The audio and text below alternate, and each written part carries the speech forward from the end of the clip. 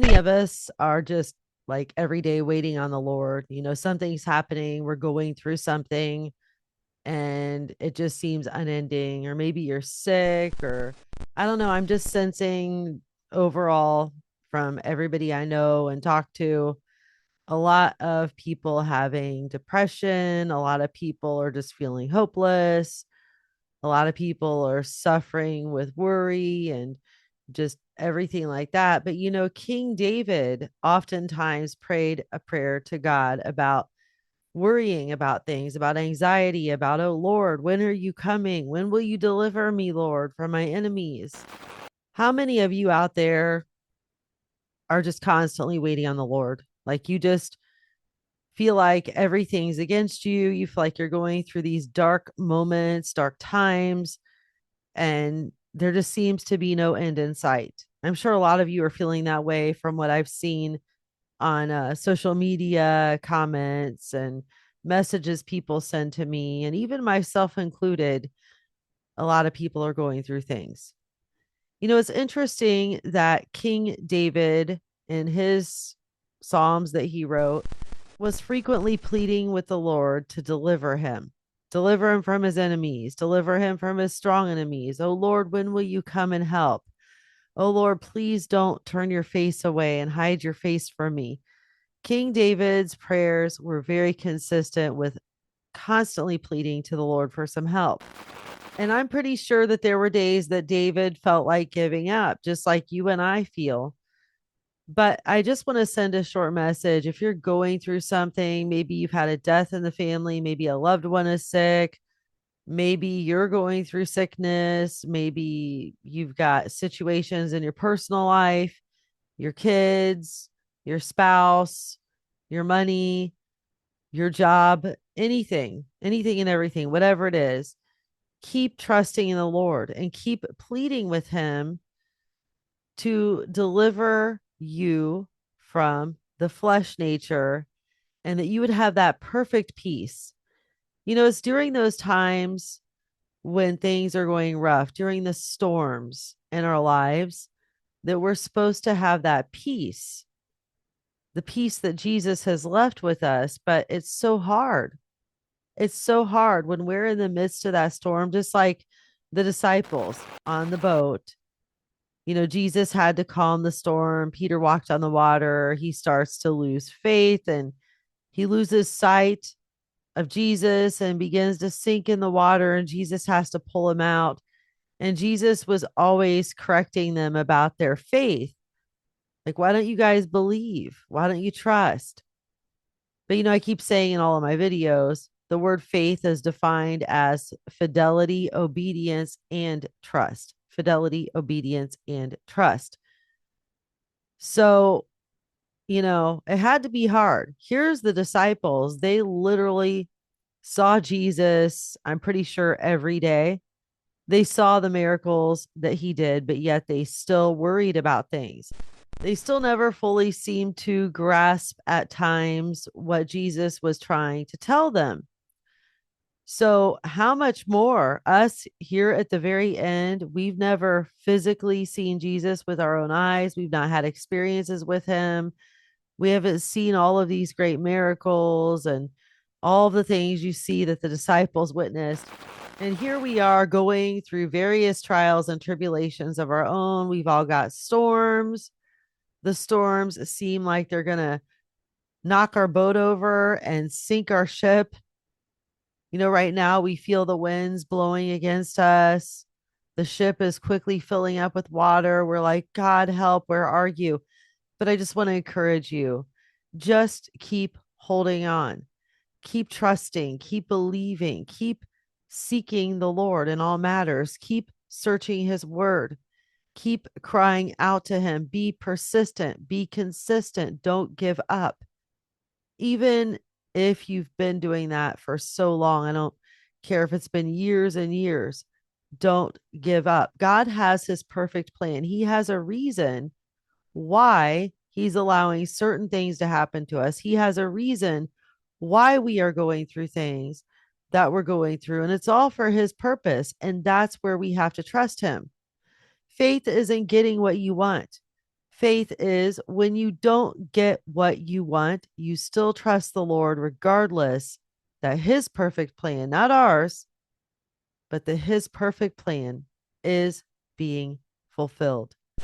So let's look at Psalm 25 real quick. It says, "To you, O Lord, I lift up my soul, O my God, in you I trust. Do not let me be ashamed. Do not let my enemies exalt over me. Indeed, none of those who wait for you will be ashamed.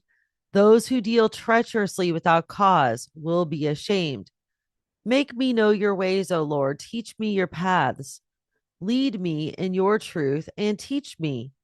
For you are the God of my salvation. For you I wait all the day.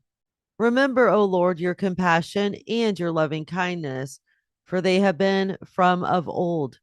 Do not remember the sins of my youth or my transgressions. According to your loving kindness, remember me for your goodness' sake, O Lord. Good and upright is the Lord. Therefore, he instructs sinners in the way. He leads the humble in justice, and he teaches the humble his way. All the paths of the Lord are loving kindness and truth to those who keep his covenant and his testimonies. Now, notice that to those who keep his covenant and his testimonies. What is our covenant? Our covenant is Jesus gave up his life and shed his blood and was pierced for us. And in return, we hand over our life of the flesh for him and we serve him. Jesus said, "If you love me, you will keep my commandments." So it says there, to those who keep his covenant and his testimonies. For your name's sake, O Lord, pardon my iniquity, for it is great. Who is the man who fears the Lord? He will instruct him in the way he should choose. His soul will abide in prosperity, and his descendants will inherit the land. The secret of the Lord is for those who fear him, and he will make them know his covenant. My eyes are continually before the Lord, for he will pluck my feet out of the net. He will pluck my feet. He will pluck my feet out of the net. Turn to me and be gracious to me, for I'm lonely and afflicted. The troubles of my heart are enlarged. Bring me out of my distresses. Look upon my affliction and my trouble and forgive all my sins. Now, notice he's asking forgiveness of sins to do with his suffering. Look upon my affliction and my trouble and forgive all my sins. Look upon my enemies, for they are many, and they hate me with violent hatred. Guard my soul and deliver me. Do not let me be ashamed, for I take refuge in you. Let integrity and uprightness preserve me, for I wait for you. I wait for you. Redeem Israel, O God, out of all his troubles. Now, notice here, here's the man who's sitting by that pool that's supposed to heal you, but he can never make it in time. And Jesus comes along and heals him. But notice what Jesus says to him here in verse 14. Afterward, Jesus found him in the temple and said to him, "Behold, you have become well. Do not sin anymore, so that nothing worse happens to you." That's what Jesus said. And then look here. Here's the woman caught in adultery. What does Jesus say to her? He says, "I do not condemn you either. Go. From now on, sin no more." Sin no more. So she's no longer condemned. She's been forgiven. But he says, go and don't sin anymore. Now, here's another one where Jesus tells the paralytic in Matthew 9. He says, "Take courage, son. Your sins are forgiven." Take courage, son. Your sins are forgiven. So it seems evident if you really study the Bible that sin has something to do with sickness, disease, suffering. So whenever we do go through something that's very difficult, painful, we need to always seek the Lord and find out if there's an area in our lives in which we are sinning, an area where we are practicing sin. Now, I know all of us, as long as we're in this body of flesh, we will mess up and sin. I'm talking about practicing sin, habitual, purposeful, blatant sinning.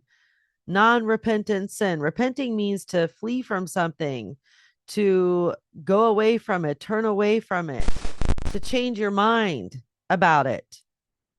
All right. So we need to change our mind in our heart about sin, and we need to flee sin. And you see, you can go back to the Old Testament about the curses and the blessings. So as you're being comforted, as you're waiting on the Lord, what I would say to you is deeply seek the Lord in prayer and ask Him to deliver you from your sin nature. Ask Him to give you a change of heart. Ask Him to change your mind, your heart mind about the sin. We all need to really fall in love with the Lord passionately and deeply, because you see, when you're just loving somebody because you're afraid you're going to go to hell, or you love someone because you want something from them, and you love someone because you have to, because that's what you're supposed to do, but that's not true love. Imagine if you were in a marriage with someone who did not really love you, or you didn't really love them. Only one person was deeply in love with the other, but the other person was not. The person who's not in love is not going to please that person. They're going to fail at every corner. It's going to be a wreck of a marriage. And 9 times out of 10, that person usually cheats. They're not in love. They don't care about the other person. They're just there for whatever reason. And you see, that's why so many of us fail all the time. It's because we're not really in love. There's so many people who experience this false salvation. It's called "I'm afraid to go to hell" salvation.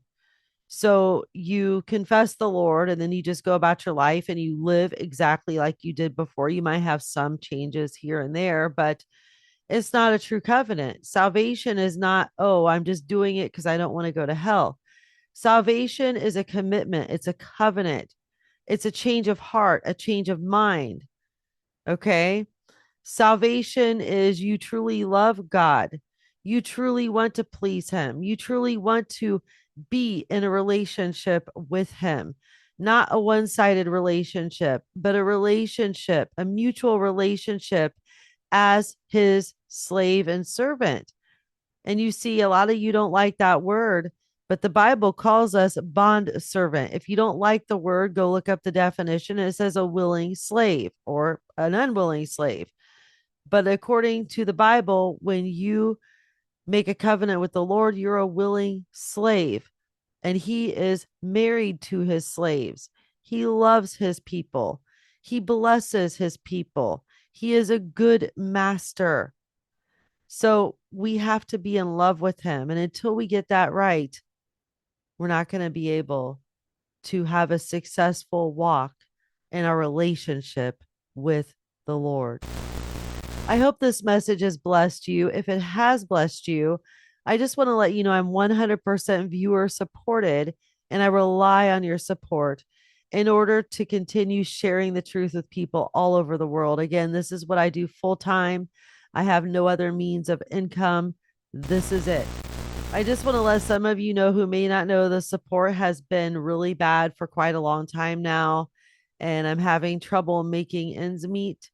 So if you feel led or moved to sow a gift into what I'm doing, please consider doing so. You can do that either my PayPal or my P.O. Box. The information is on the screen. It's also on my YouTube channel beneath the video in the video description. And it's also in the About section here on YouTube.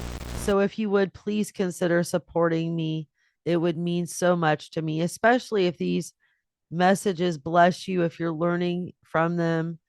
Again, thank you so much in advance. And thank you to those of you who have been kindly sowing into what I'm doing. God bless you. Thank you again. Another thing I really need your guys' help on is I rely on you guys to share my videos because of the censorship and the shadow banning. I require you guys to share these messages. So help me out by sharing. Also, like and subscribe. When you subscribe, you click the little bell. And then after you click the bell, you have to click the drop down menu and you have to select to receive the notifications, or you will not get any. Thank you so much. God bless all of you. Have a beautiful, beautiful rest of your day, your week, your month, whatever. I just want all of you to know I really genuinely appreciate you. I pray for you. Please pray for me and my family as I pray for you and yours. And don't forget, above all else, search the scriptures. Don't rely on books, teachers, or anything or anyone. Search the scriptures prayerfully for yourselves. Put aside everything else and study the words and pray for wisdom and understanding, because then you will know the truth and the truth will set you free.